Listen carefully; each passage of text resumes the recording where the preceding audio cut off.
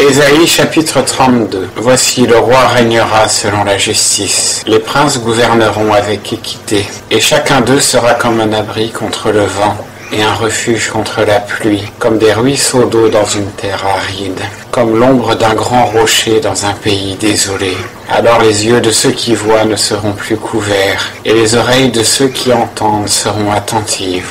Le cœur des hommes légers entendra la sagesse. La langue des bègues parlera promptement et nettement. L'insensé ne sera plus appelé noble, et le trompeur ne sera plus nommé magnifique. Car l'insensé ne prononce que folie, et son cœur s'adonne à la fausseté, pour commettre l'impiété, pour blasphémer contre l'Éternel, pour frustrer l'âme de l'affamé, et pour ôter le breuvage à celui qui a soif. Quant au trompeur, ses moyens sont pernicieux. Il trouve des inventions pour perdre les affligés par des paroles fausses, et le pauvre dont la cause est juste. Mais l'homme noble forme de nobles desseins, et il se lève pour agir avec noblesse. Femmes insouciantes, levez-vous, écoutez ma voix. Filles qui vous tenez assurées, prêtez l'oreille à ma parole. Dans 1 an et quelques jours, vous tremblerez, vous qui êtes assurés. Car la vendange aura manqué, on ne fera point de récolte. Soyez dans l'effroi, insouciantes. Tremblez, vous qui êtes assurés.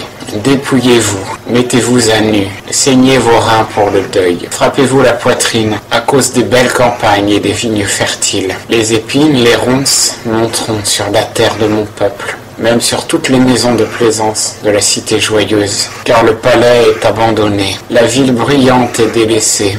La colline et la tour sont à jamais comme des cavernes. Les ânes sauvages s'y joueront, et les troupeaux y paîtront, jusqu'à ce que l'Esprit soit répandu sur nous d'en haut, que le désert devienne un verger, et que le verger soit semblable à une forêt. Alors l'équité habitera dans le désert, et la justice fera sa demeure dans le verger. La justice produira la paix, et le fruit de la justice sera le repos et la sûreté pour toujours. Mon peuple habitera une demeure paisible, des habitations sûres et des asiles tranquilles. Mais la forêt tombera sous la grêle, et la ville sera entièrement abaissée. Heureux vous qui semez près de toutes les eaux, qui y faites mouvoir le pied du bœuf et de l'âne.